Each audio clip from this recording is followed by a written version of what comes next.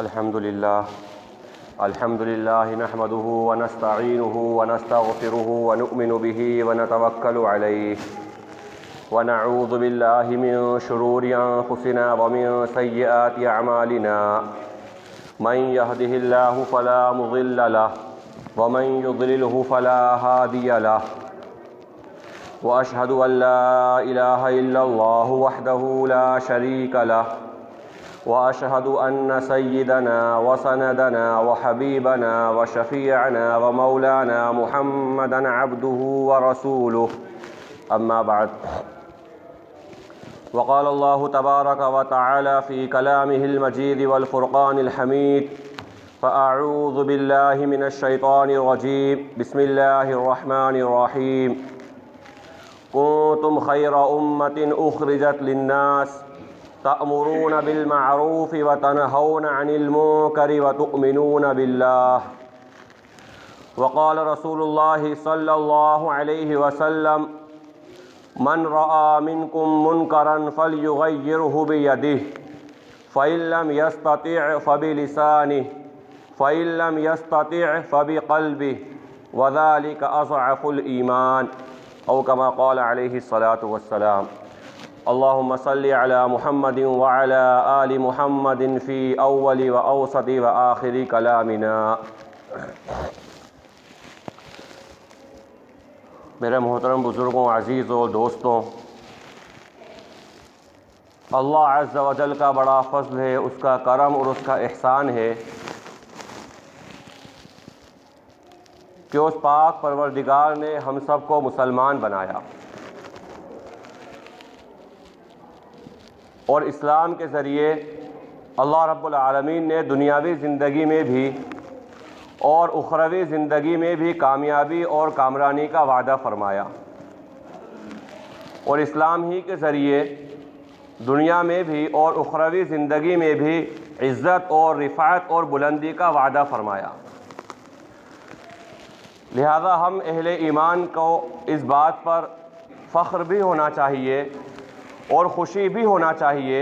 کہ اللہ رب العالمین نے ہم سب کو مسلمان اور کلمہ لا الہ الا اللہ محمد رسول اللہ کا اقرار کرنے والا بنایا۔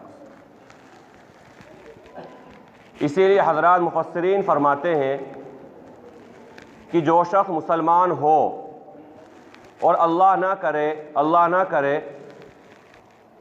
اسے اپنے مسلمان کہلوانے پر خوشی اور فخر نہ ہو، یا اس سے آگے بڑھ کر اپنے مسلمان کہلوانے پر نعوذ باللہ اسے شرمندگی ہو، معاشرے کے اندر وہ ایسا رہے، اس کا رہن سہن ایسا ہو، اس کے عادت و اطوار ایسے ہوں، اس کے چال چلن ایسے ہوں، اس کے اقوال ایسے ہوں، اس کی بات چیت ایسی ہو جس سے پتہ چلتا ہو کہ مسلمان نہیں ہے، تو فرماتے ہیں کہ اس شخص کو اپنے ایمان کی خیر منانا چاہیے، اس شخص کو غور کرنا چاہیے کہ میں اپنے آپ کو مسلمان کہلوانے پر خوش نہیں ہوں، تو اللہ نہ کرے کہ آخرت کے اندر اللہ رب العالمین بھی اسے ایمان والوں کی فہرست خارج فرما دے، کہ اس شخص نے دنیا کے اندر اپنے آپ کو مسلمان کہلوانے پر فخر محسوس نہیں کیا، یا اس شخص نے دنیا کے اندر اپنے ایمان والے ہونے پر خوشی کا اظہار نہیں کیا، تو اس شخص کو کوئی حق نہیں ہے کہ آخرت کی زندگی میں بھی یہ ایمان والوں کی فہرست میں کھڑا ہو۔ لہٰذا ہمیں اس پر بھی غور کرنا چاہیے کہ ہم ہر طرح سے، ہمارے نام سے لے کر ہمارے کام تک، ہماری صبح سے لے کے شام تک کی زندگی کے اندر اور پیدائش سے لے کے موت تک کی زندگی میں اپنے آپ کو یہ بات بتائیں، اپنا تعارف اس طرح کرائیں کہ ہم مسلمان ہیں۔ اللہ رب العالمین نے ایمان والے کو جو بہت ساری ذمہ داریاں اور بہت سارے کرنے کے کام اللہ رب العالمین نے بتائے ہیں، گنوائے ہیں، شمار کروائے ہیں کہ بھئی اگر مسلمان ہو، کلمہ لا الہ الا اللہ کا اقرار کرنے والے ہو، تو یہ کام تمہیں کرنا ہے اور ان کاموں سے تمہیں بچنا ہے، جن کو ہماری عام زبان کے اندر ہم امر و نہیں کہتے ہیں، یعنی کسی کام کا اللہ نے آرڈر کیا، امر ہے کہ یہ کام کرو، اور کسی کام کا منع کیا کہ یہ کام مت کرو، مثلا نماز پڑھو یہ اللہ کا حکم ہے، جھوٹ نہ بولو یہ اللہ کا حکم ہے، اللہ نے منع فرمایا اس بات سے کہ کوئی انسان جھوٹ بولے۔ تو جہاں اللہ رب العالمین نے کرنے کے بہت سارے کام بیان فرمائے ہیں، وہیں کرنے کے کاموں میں ایک سب سے بڑا کام اور ایک سب سے بڑی ذمہ داری، یا یہ کہا جائے سب سے اہم ذمہ داری جو اللہ رب العالمین نے اس امت محمدیہ کی خاصیت میں بات کو رکھا ہے کہ ان کی ذمہ داری ہے کہ لوگوں کو اچھائی کی طرف بلائیں اور لوگوں کو برائی سے روکیں۔ فرمایا کنتم خیر امت اخرجت للناس تأمرون بالمعروف وتنہون عن المنکر وتؤمنون باللہ، اور تمہاری یہ ذمہ داری ہے۔ اگر عربی قاعدے کے روح سے دیکھا جائے تو بڑی تفصیل سے بات نکل کر سامنے آتی ہے کہ اس آیت کے اندر اللہ رب العالمین نے بہترین امت ہونے کا اطلاق یا بہترین امت کا تمغہ یا اچھے لوگوں کا تمغہ اللہ رب العالمین نے اسی بنیاد پر دیا ہے کہ تم اچھائی کا حکم کرتے ہو اور برائی سے روکتے ہو۔ اگر یہ کام نکال دیا جائے، اچھائی کا حکم کرنا اور برائی سے روکنا، اگر یہ کام نکال دیا جائے تو پھر یہ خیر امت نہیں ہے، یا وہ شخص جو یہ کام نہیں کر رہا ہے اگر وہ یہ سوچے کہ میں اپنی انفرادی نمازوں کے ذریعے، میں اپنی انفرادی عبادات کے ذریعے، میں اپنے ذکر و اذکار کے ذریعے، میں اپنی تہجد و نوافل کے ذریعے، میں اپنے انفرادی صدقہ و خیرات کے ذریعے، میں اپنے انفرادی حج اور عمروں کے ذریعے خیر امت کے اطلاق میں شامل ہو جاؤں یا میں خیر امت کے زمرے میں آ جاؤں، حضرات مفسرین فرماتے ہیں یہ اس کی خام خیالی و مغالطہ ہے، یہ شیطان نے اس کو دھوکہ دے دیا، یا یہ کہا جائے کہ شیطان نے اس پہ نورانی داؤ لگا دیا کہ یہ اپنے انفرادی کام کرتا رہے اور امت بگڑتی رہے۔ یہ تو تہجد گزار ہو جائے اور امت کا نوجوان، امت کا بڑا طبقہ، امت کی مستورات یہ جو ہے فرض نماز سے غافل ہو جائیں، یہ تو نفلی صدقہ خیرات خوب کرتا رہے اور امت کا بڑا طبقہ زکوٰۃ ادا نہ کرے، امت کا بڑا طبقہ صدقہ فطر ادا نہ کرے، امت کا بڑا طبقہ قربانی نہ کرے۔ یہ تو یہ سوچے کہ میں حج اور عمرے نفلی خوب کرتا چلے جاؤں، لیکن امت کا بڑا مالدار طبقہ جس پہ حج فرض ہو چکا، سالوں گزر چکے حج فرض ہوئے کو، لیکن یہ حج ادا نہیں کر رہا ہے، تو یہ سوچے کہ میں اپنی انفرادی عبادات کے ذریعے اللہ رب العالمین کا تقرب حاصل کروں، کہا کہ یہ خام خیالی اور غلط بات ہے۔ اللہ رب العالمین نے اس امت کو خیر امت بنایا ہے اس شرط کے ساتھ کہ یہ جو کام کر رہا ہے، اگر اچھائی کا حکم کر رہا ہے اور برائی سے روک رہا ہے تب تو یہ خیر امت میں شامل ہے، لیکن اگر ایسا ہے کہ یہ نماز کو آ رہا ہے، منہ نیچے کر کے نماز پڑھنے آ گیا اور منہ نیچے کر کے مسجد سے چلے گیا، اس کے کئی ماتحت افراد ہیں، گھر میں اس کی بیوی ہے، اس کو نماز کی دعوت دے کر نہیں آیا، گھر میں اس کے بچے ہیں، انہیں نماز کی دعوت دے کر نہیں آیا، گھر میں اس کے متعلق کئی افراد ہیں، انہیں نماز کا بول کر نہیں آیا،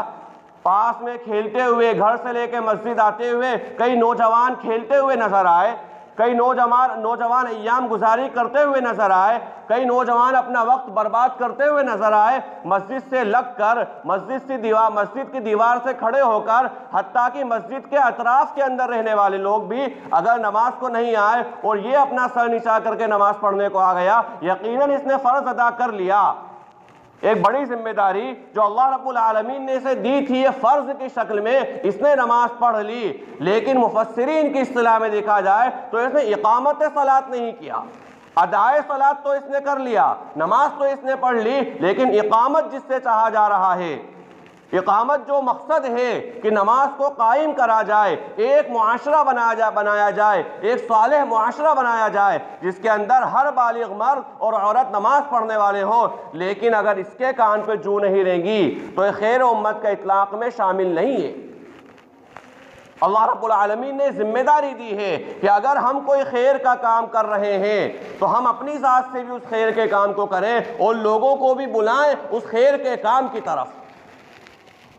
آج بڑی معافی کے ساتھ میں عرض کر رہا ہوں، ہمارا ایک مزاج بن گیا ہے، اللہ سب سے پہلے کہنے والے کو معاف فرمائے اور کہنے والا سب سے پہلے اپنے آپ سے مخاطب ہے کہ ہمارا مزاج بن گیا ہے بھئی ہمیں کیا کرنا،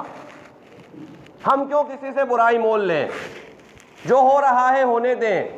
اور ایک شیطان نے ایک بات اور دماغوں میں ڈال دی کہ بھائی سب کو اپنی اپنی قبر کا حساب دینا ہے۔ کہ شیطان نے بڑے اچھے پیرائی کے اندر، بڑے خوبصورت تناظر کے اندر، بڑے اچھے انداز کے اندر شیطان نے بات دل و دماغ میں ڈال دی کہ بھائی سب کو اپنی اپنی قبر کا حساب دینا ہے۔ یہ بات بالکل صحیح ہے، ہر انسان کو اپنی قبر کا حساب دینا ہے، کوئی دوسرا اس کی قبر کے سوال و جواب کا حساب دینے نہیں آئے گا۔ لیکن قبر میں جانے سے پہلے، قبر میں جانے کے بعد کا مسئلہ الگ ہے۔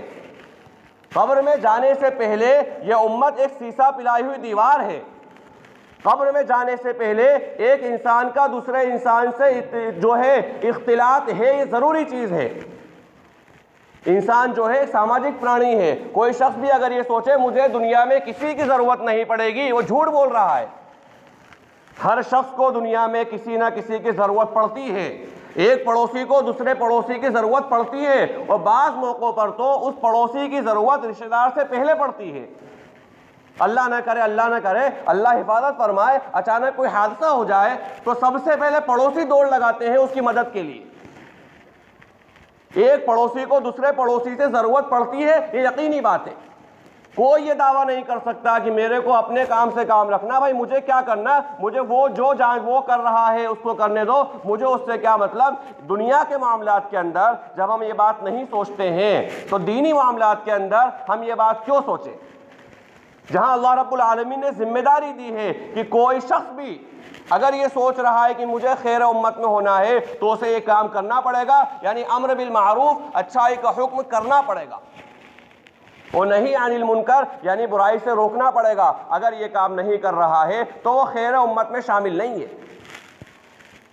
اللہ کے نبی صلی اللہ علیہ وسلم نے ایک واقعہ بیان فرمایا، بڑا مشہور و معروف واقعہ ہے، ہم نے بارہا سنا ہوگا، بہت مشہور و معروف واقعہ ہے، لیکن ایک اعادہ ہے سبق کا، کہ ایک مذاکرہ ہے کہ کس طرح اس واقعے سے عبرت لے کر میں اپنی زندگی کے اندر، آپ اپنی زندگی کے اندر، اور جہاں تک ہماری بات پہنچ رہی ہے ان تمام کی زندگی کے اندر وہ بات آ جائے، جو بات ہماری زندگی کے اندر اتر جائے، اور اس واقعے سے عبرت لے کر ہم ہمارے طور پر اپنی اصلاح کر لیں کہ بھائی ہمیں اپنی اپنی قبر کا جواب دینا ہے، یہ جملہ غلط ہے۔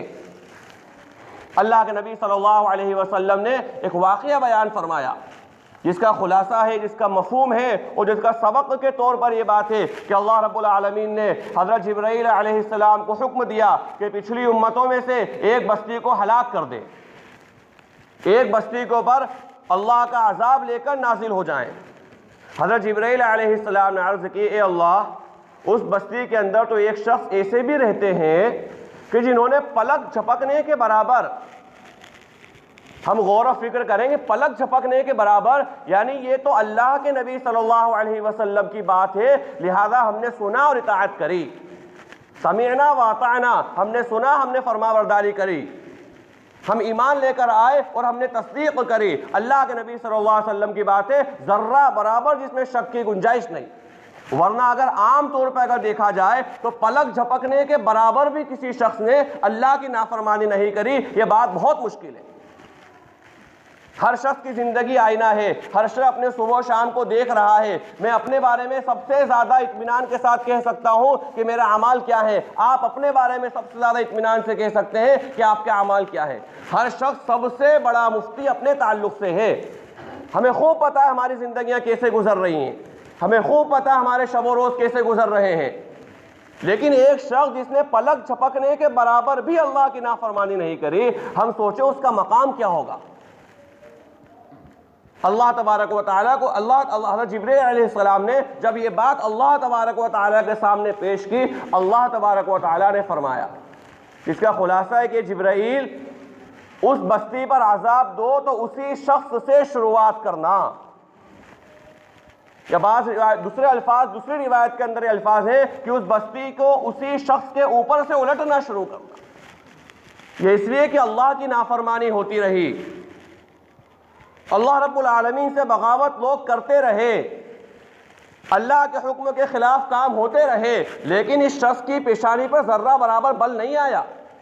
یا اپنی نوافل کے اندر، اپنے ذکر و اذکار کے اندر، اپنی انفرادی عبادات کے اندر، اپنی خانقاہ کے بند کمرے کے اندر، اپنے گھر کے بند کمرے کے اندر عبادتیں کرتا رہا، اللہ کو راضی کرنے کی فکر کرتا رہا، لیکن باہر کیا ہو رہا تھا اس کے کانوں پہ جوں نہیں رہیں گی۔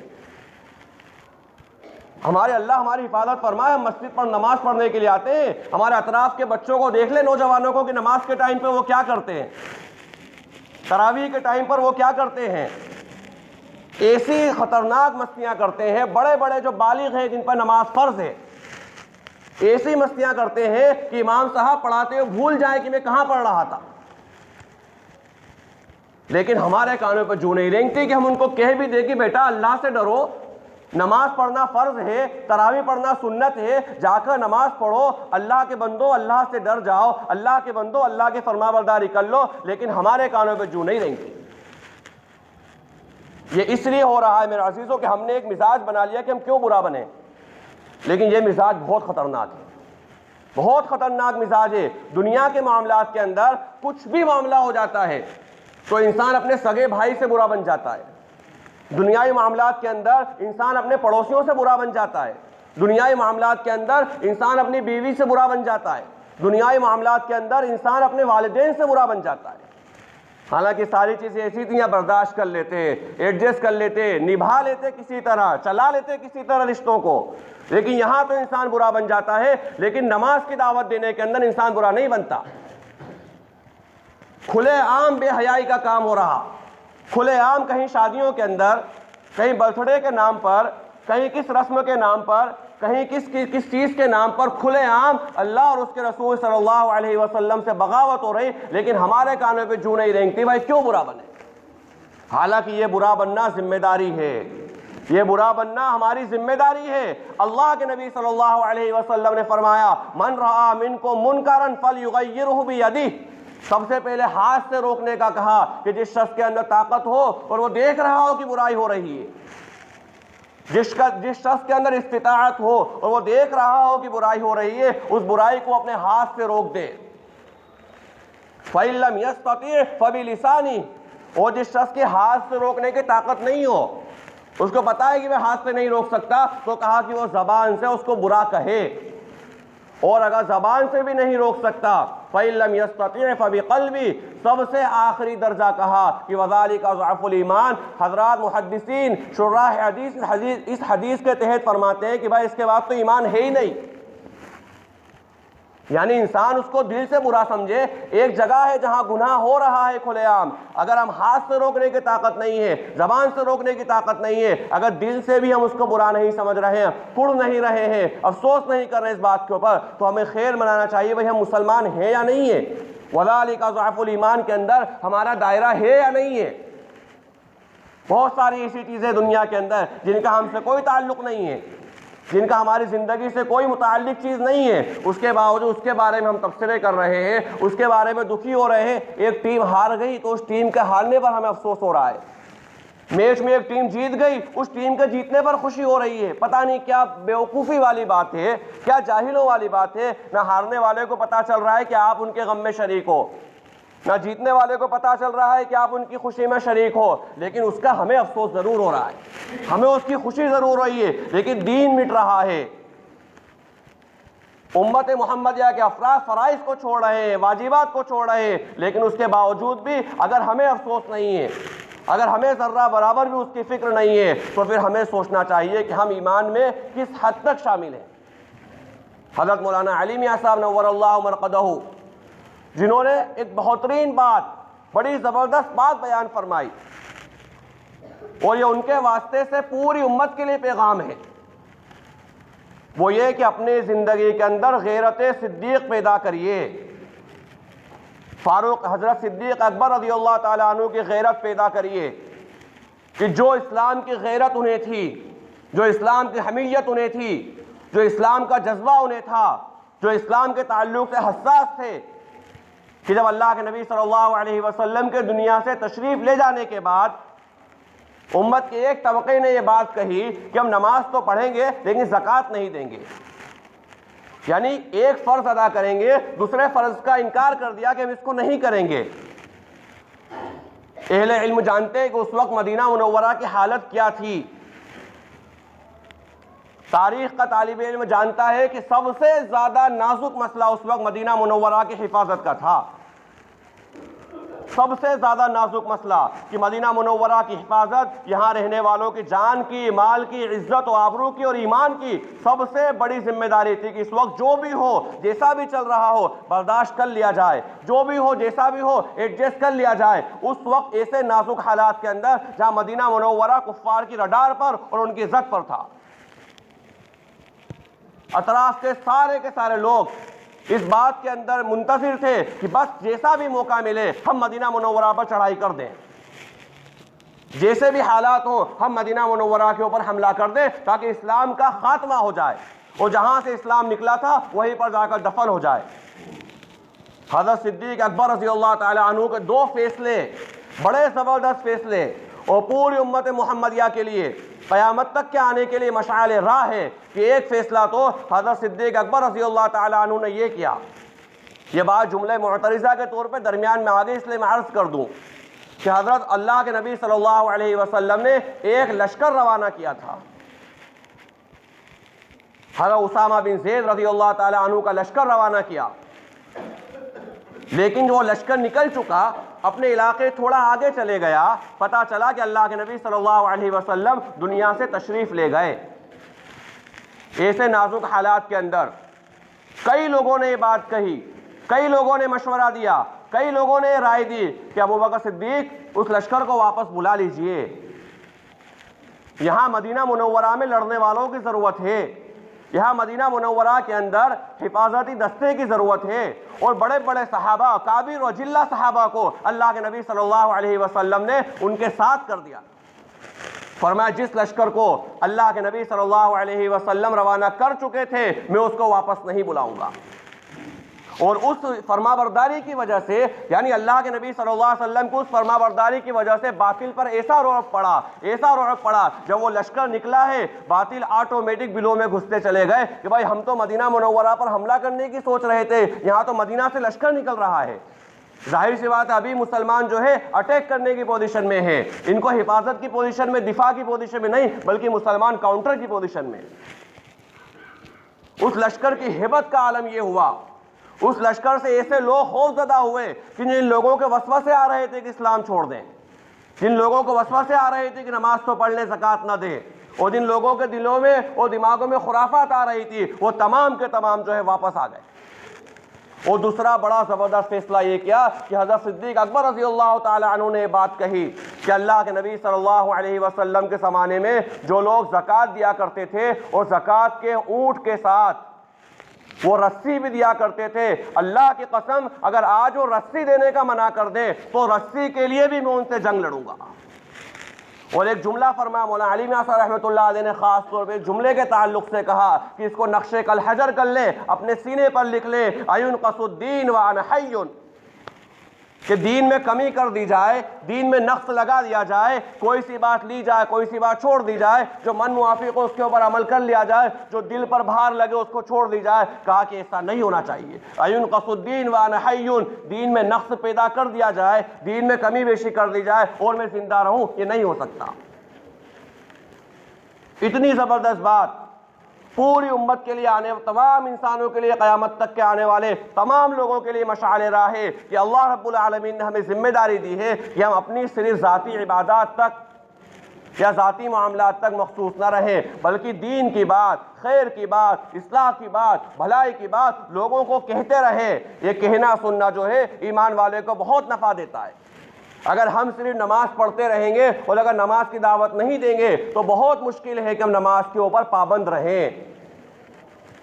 ایک نہ ایک دن یہ آئے گا کہ انسان خود نماز کو چھوڑ دے گا، اس لیے کہ اس نے کام تو کرا ہے لیکن ادھورا کرا ہے۔ اللہ رب العالمین نے امت محمدیہ کو ذمہ داری دی تھی کہ کام کے ساتھ میں، عمل کے ساتھ میں اس کی دعوت بھی ہو۔ اگر نماز پڑھ رہے ہیں نماز کی دعوت بھی ہو، ورنہ عالم یہ ہے، مولانا علی میاں صاحب رحمۃ اللہ علیہ فرماتے ہیں کہ امت محمدیہ کے کئی گھرانے ایسے ہیں، اللہ ہم سب کی حفاظت فرمائے، اللہ نہ کرے ہم اس کے اندر شامل ہوں۔ فرماتے ہیں امت محمد کئی گھرانے ایسے ہیں جہاں باپ تو ولی صفت ہے لیکن اس کی اولاد جو ہے مرتد ہونے کے دہانے پر کھڑی ہوئی ہے۔ وہاں جہاں باپ تو ولی صفت ہے لیکن اس کی اولاد جو ہے اللہ کا انکار کرنے والی، نعوذ باللہ، نبیوں کا انکار کرنے والی، فرشتوں کا انکار کرنے والی، معجزات کا انکار کرنے والی، حتیٰ کہ اسلام کا انکار کرنے والی ہے۔ باپ کی کبھی تہجد قضا نہیں ہوئی، پوری زندگی ہو گئی باپ تہجد گزار رہا، اور ایسی تہجد گزار رہا کہ لوگ اس کی مثالیں دیتے ہیں بھائی یہ تہجد گزار ہیں، لیکن اس کی اولاد جو ہے مرتد ہو رہی ہے، علی الاعلان مرتد ہو رہی ہے۔ اس وقت امت محمدیہ کی سب سے بڑی ذمہ داری ہمیں اپنی نوجوان نسل کو ارتداد سے بچانا ہے، ہمیں اپنی نوجوان نسل کو مرتد ہونے سے بچانا ہے۔ بڑی صاف صاف انداز میں بات کہہ رہا ہوں، باطل نے جتنی بھی چیزیں ہیں، جتنے بھی ہتھ کنڈے ہیں، جتنی بھی سازشیں ہیں، ساری کے ساری ہمارے سامنے کلیئر کر دی ہیں۔ اب تو جو ہے کوئی ڈھکی چھپی بات نہیں ہے، ان کے لٹریچر کے اندر، ان کے تقریروں کے اندر، ان کے تحریروں کے اندر، ان کے جلسوں کے اندر، ان کے سیمیناروں کے اندر کھل کر بات آ رہی ہے کہ ہمیں کیا کرنا ہے۔ کھل کر وہ اعلان کر رہے ہیں کہ ہمیں یہ کرنا ہے، ہمارے مقصد یہ ہے، ہمارا ارادہ یہ ہے، ہمارا نصب العین یہ ہے، اور جو باتیں بیان کر رہے ہیں وہ تو بہرحال پھر بھی ہلکی ہیں، اور جو ان کے دلوں میں ہے وہ اس سے بھی خطرناک ہے۔ جو قرآن کریم میں اللہ رب العالمین نے بیان فرمایا کہ قد بدت البغضاء من افواہہم وما تخفی صدورہم اکبر، کہ ان کے منہ سے جو باتیں نکل رہی ہیں یہ تو باتیں ہیں ہی خطرناک، لیکن اس سے زیادہ خطرناک باتیں جو ان کے دلوں کے اندر پوشیدہ ہیں۔ آج میرے عزیزوں بڑی تلخی کے ساتھ یہ بات میں عرض کر رہا ہوں کہ اللہ ہم سب کی حفاظت فرمائے، امت محمدیہ ارتداد کے دہانے پر کھڑی ہوئی ہے۔ ہمارے بچوں کا جائزہ لیں کہ انہیں بیٹھ کر کھانا پسند ہے یا کھڑے ہو کر، یہ میں مثال کے طور پر بات کہہ رہا ہوں۔ ہمارے بچوں کا جائزہ لیں، ہماری بچیوں کا جائزہ لیں کہ انہیں پردہ پسند ہے یا بے پردگی پسند ہے۔ ہمارے نوجوانوں کا جائزہ لیں کہ انہیں شریعت و سنت پسند ہے یا شریعت و سنت کی خلاف چیزیں پسند ہیں۔ جائزہ لیں، ٹوکیں، معلوم کریں، بیٹھیں، آپس میں ایک دوسرے سے مذاکرہ کریں تو پتہ چلے گا کہ امت کا حال کیا ہے، ہمارے بچوں کا حال کیا ہے۔ ہم ہمارے بچوں کے تو ذمہ دار ہیں، ہم ہمارے بچوں کے بارے میں تو کفیل ہیں، ہم ان سے پوچھیں بھئی آپ کو کیا چیز پسند ہے۔ اگر یہ جائزہ لیں، ہم اپنے گھر کے اندر سروے کر لیں تو ایک بہت بڑی نسل ہماری جو ہے جو اسلام کو نعوذ باللہ ثم نعوذ باللہ پسند نہیں کر رہی ہے۔ یہ وہ باتیں ہیں کہ ہم سوچیں بیان نہ کری جائیں تو باتیں چھپ جائیں گی، ایسا نہیں ہے۔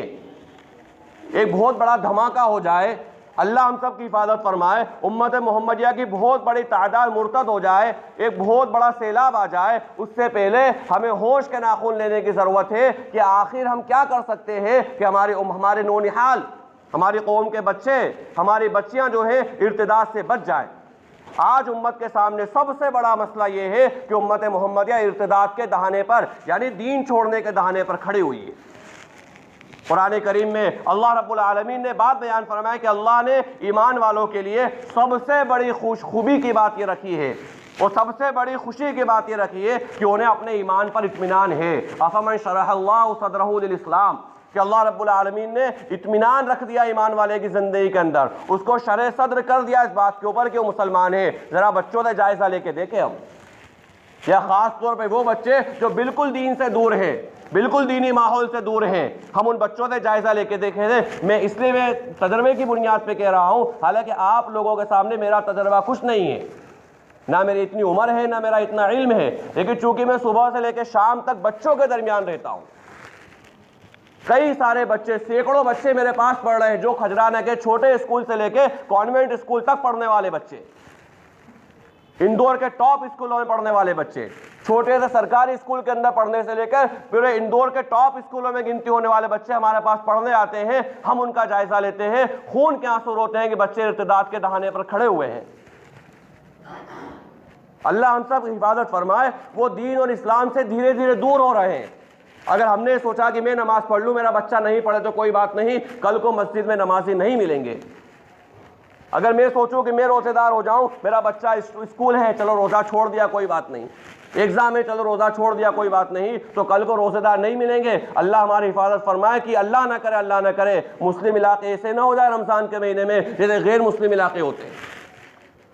تو بڑے افسوس کے ساتھ اور بڑے تجربے کی بنیاد پہ بات کہہ رہا ہوں اور درخواست کر رہا ہوں کہ ہم جو ہے ہمارے بچوں کی فکر کریں، ہمارے بچوں کے ایمان یقین کی فکر کریں، اور اس کے لیے سب سے زیادہ مؤثر ذریعہ دعوت ہے کہ ہمارے بچوں کو بتائیں کہ دین کیوں ہے، ہمارے بچوں کو سکھائیں کہ ہم مسلمان کیوں ہیں۔ دنیا کے اندر رہنے والے مسلمان، دنیا کے کسی بھی خطے کے اندر رہنے والے مسلمان ہیں، ان سے محبت ہمارے بچوں کو سکھائیں۔ اگر وہ حالات کے اندر ہے، ہمارے بچوں کو بتائیں کہ بیٹا فلاں علاقے کے اندر مسلمان پریشان حال ہے، اس کے لیے دعا کرو، اس لیے کہ مسلمان تمام کے تمام سیسا پلائی ہوئی دیوار ہیں۔ اگر یہ کام ہم نے کرا ہے، اور اللہ کے ذات سے قوی امید ہے کہ اگر یہ کام ہم نے صحیح طریقے سے کر لیا تو پھر ہماری آنکھیں ٹھنڈی رہیں گی، ورنہ اللہ نہ کرے ایسا نہیں ہوا تو وہی بات ہے جو بار بار کہنے میں بھی افسوس ہوتا ہے، لیکن وہ حقیقت ہے کہ امت محمدیہ ارتداد کے دہانے پر کھڑی ہوئی ہے۔ بہت بڑا خطرہ امت کو، بلکہ سب سے بڑا خطرہ ارتداد کا ہے۔ اللہ ہم سب کی حفاظت فرمائے، اور اللہ رب العالمین ہمیں توفیق عطا فرمائے، اللہ رب العالمین ہمارے اندر وہ صلاحیت پیدا فرمائے۔ اور یہ بات کوئی بہت مشکل نہیں ہے، یہ کام ہر انسان کر سکتا ہے۔ جو کسی کہنے والے نے کہا ہے نا کہ ہر فرد ہے ملت کے مقدر کا ستارہ، کوئی انسان یہ نہ سوچے کہ میں کچھ نہیں کر سکتا۔ کوئی باپ پڑھا لکھا نہیں ہے، وہ یہ نہ سوچے کہ میری اولاد کو میں کیسے دین سمجھاؤں، اس کو صلاحیت نہیں ہے، تو بلکہ اللہ رب العالمین نے ہر انسان میں صلاحیت رکھی ہے۔ اللہ رب العالمین نے ہر انسان کے اندر یہ گٹس رکھے ہیں کہ وہ اس طرح کا کام، یعنی دینی کام، ایمانی کام، تحریک والا کام، حمیت اور غیرت والا کام کر سکتا ہے۔ لہٰذا ہم اس بات کا ارادہ کریں، عزم مصمم کریں انشاءاللہ کہ جیسا بھی اللہ رب العالمین نے جس حال کے اندر جو ذمہ داری ہمارے اوپر ڈالی ہے، انشاءاللہ اس ذمہ داری کو کما حقہ ادا کریں گے انشاءاللہ۔ اللہ رب العالمین سے دعا ہے کہ اللہ رب العالمین کہی گئی باتوں پر کما حقہ عمل کی توفیق نصیب فرمائے۔ وآخر دعوانا